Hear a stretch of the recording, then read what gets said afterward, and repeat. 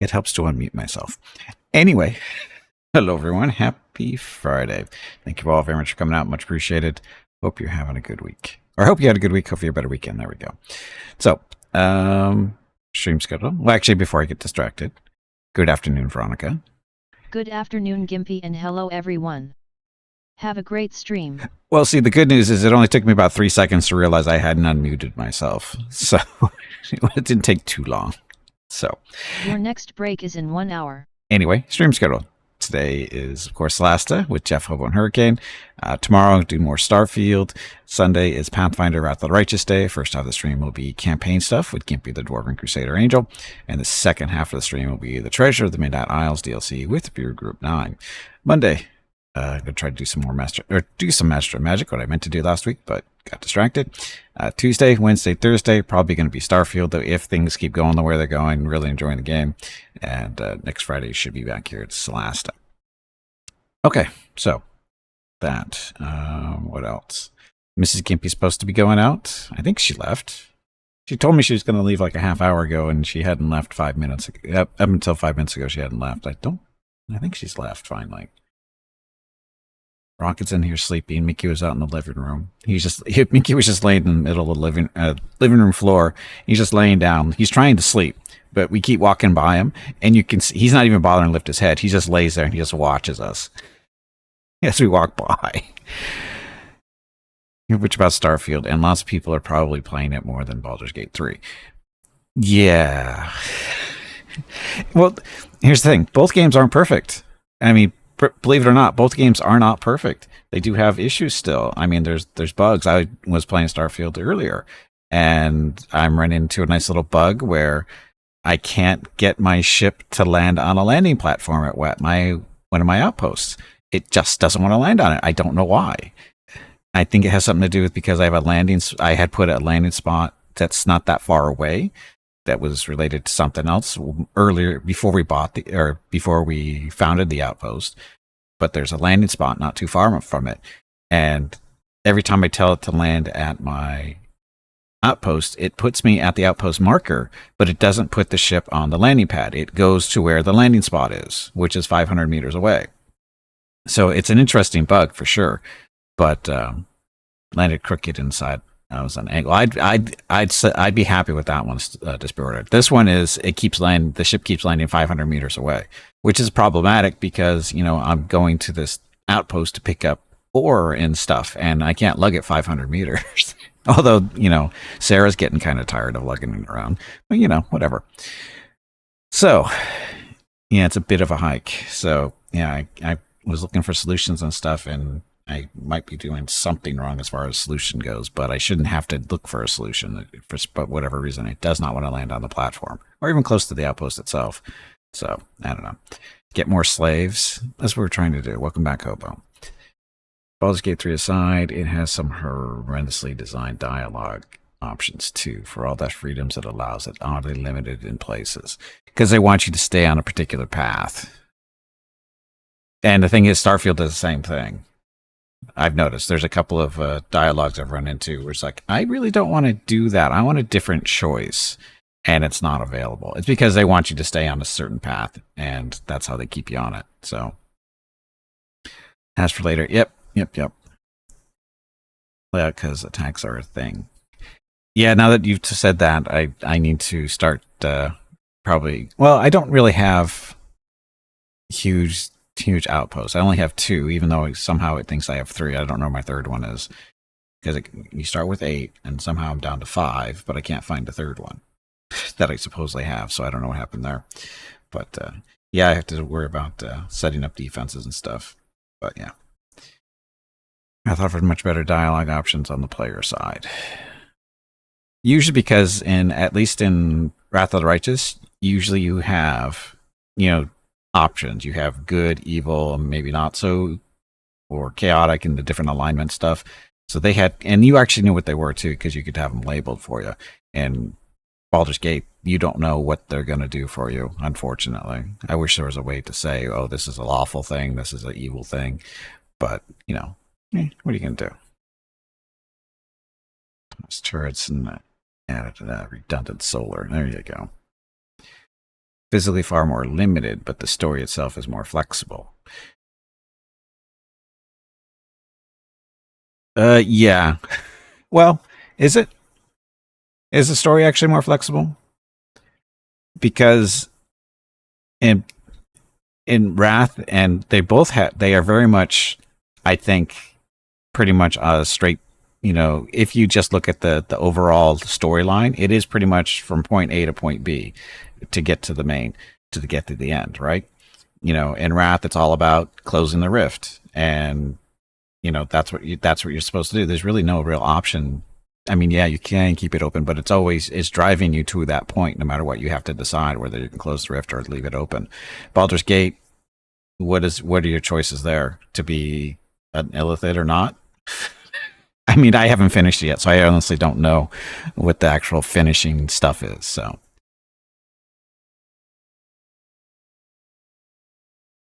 the end result is always the same. What, in Baldur's Gate or Wrath? In Wrath, it's definitely the end result isn't always the same for Wrath. Is it? I'm pretty sure there's an option to keep that rift open. There's a chance you have a choice to close it or keep it open. I think as a demon run, on the demon run, I have a choice to keep it open. I think, if I remember right. I mean, you have to fight what's her face. Everyone can let it sit. Probably. I don't remember. I mean, when you go on the good route, you're not really considering that to leave it open. On the evil routes, you are. But as a lich, I said no. I know that. But I think on the demon, there was a choice to keep it open. I don't know if I did or not. I think I might have. I have to go back and look at it. Or did I? I don't remember. It's been that long. But anyway, Zada, you could consider leaving it open. Yeah, I know the options are there. But like I said, but again, it's still, point A to point B. You start, as basically a loser, become mythic, whatever, get to the end, and your choices, beat up on what's her face, and you get to decide whether she lives or dies and that kind of thing, and whether to close the portal, whatever. But I consider that not a lot of choices there. I mean, what other choices are there though? Really, are you going to keep the portal open or are you going to close it? I mean, that's your choices. Sound options themselves are better in Wrath. Oh, I don't disagree with the better dialogue choices. Different paths things can go down.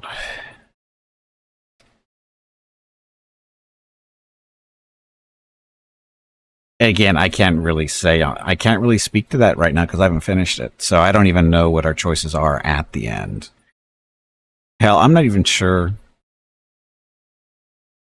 I think you have a choice to become, to embrace spoilers.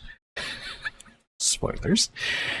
Is this a spoiler anymore? If we're talking about whether you have illithid powers or not, because that's pretty much early on in the game from the very beginning. Is it a spoiler to even discuss that anymore?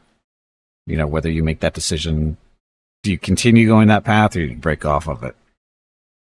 Yeah, I think it's kind of well known.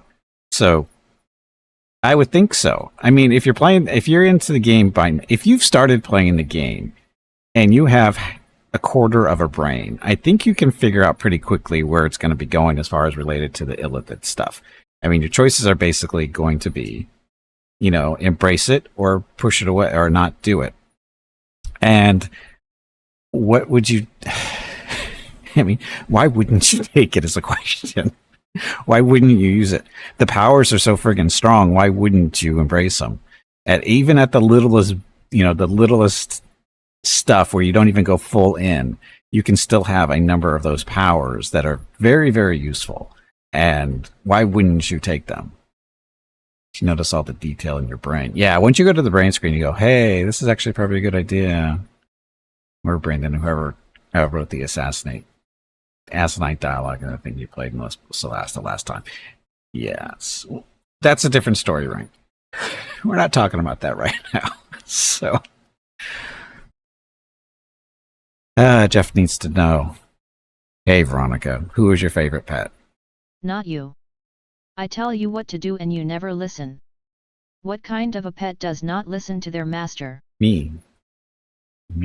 All you need to know, it's me. He's fine. Cool. Okay, so I don't know.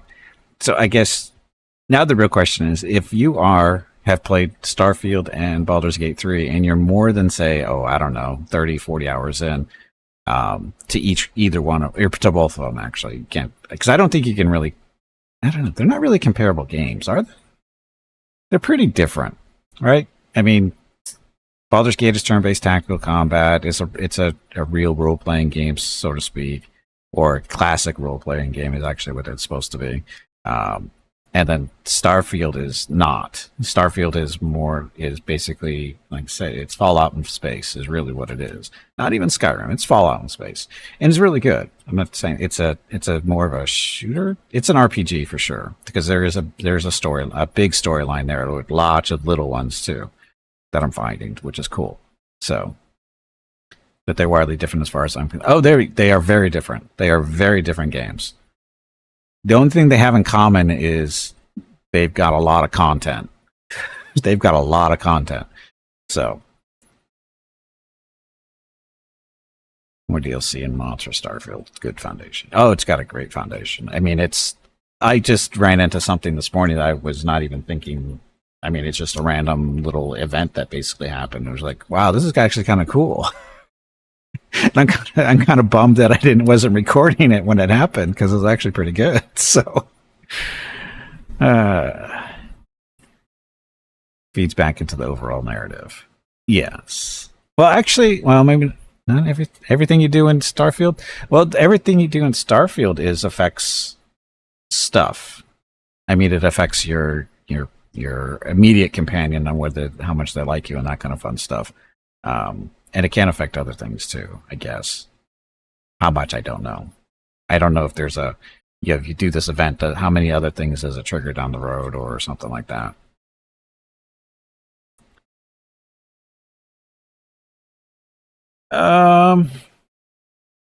Yeah, well, I don't know. It depends on what you consider PG. If you mean PG by there's not as much sex and stuff in it, or nudity. I mean, sure, I haven't run into any nudity in Starfield yet, but as far as violence goes, not yet. But there's many more ways to kill people. So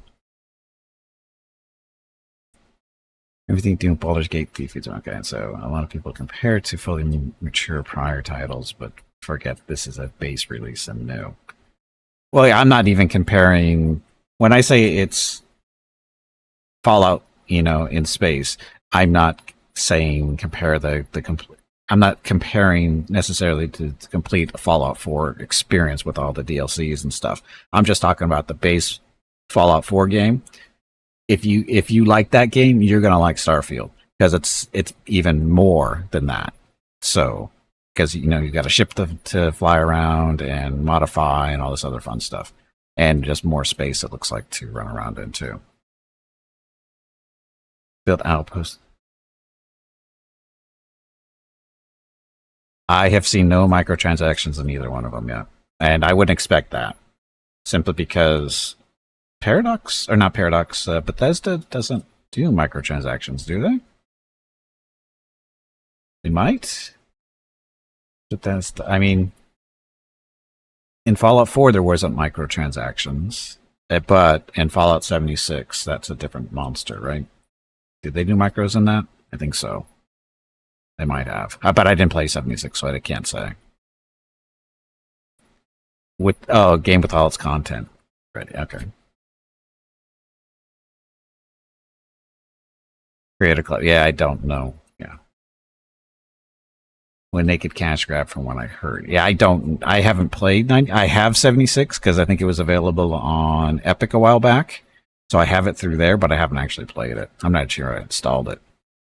So again, it wasn't real high up on my list in the first place. If I remember right, when they had nukes that you could put on other people's bases, I thought that was kind of stupid. Not a good thing to go with. So it's supposed to be good now. 76 is okay. Like I said, I haven't played it yet. It's a live service cash cow. So yeah, so there you go.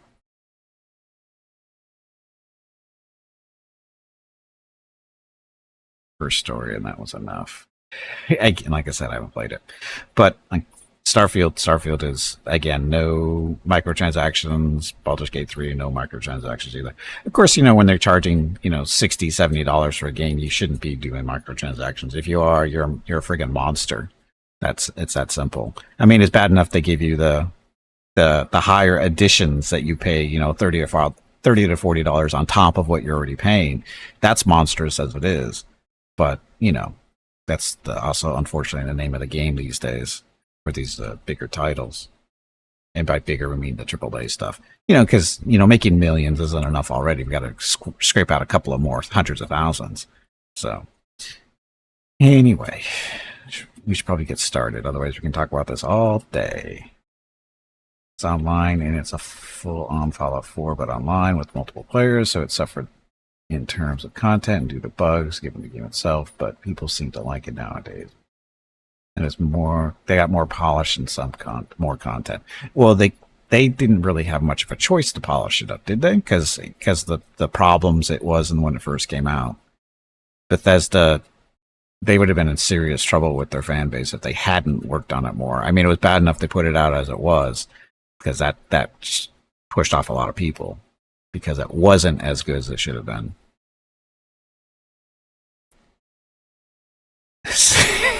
Yes, the remaining player base is suffering from Stockholm syndrome.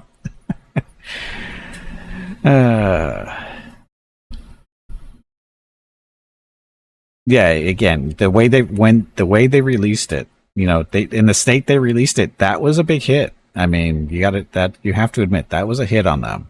That drove away, I think, a number of people that may never be back because of it. But you never know. It did drive me away because I never played it, so it's just something in the background for me. It's not a big deal. I had no real intention of playing it in the first place because I saw what it was supposed to be originally, and I went, "Nah, I'm not playing that." So, they didn't drive me away with it. So, Starfield is stable. I haven't really run into big bugs. The only bugs I've really run into are fairly minor. Nothing game breaking. Nothing that's crashed the game. I've had no crashes whatsoever.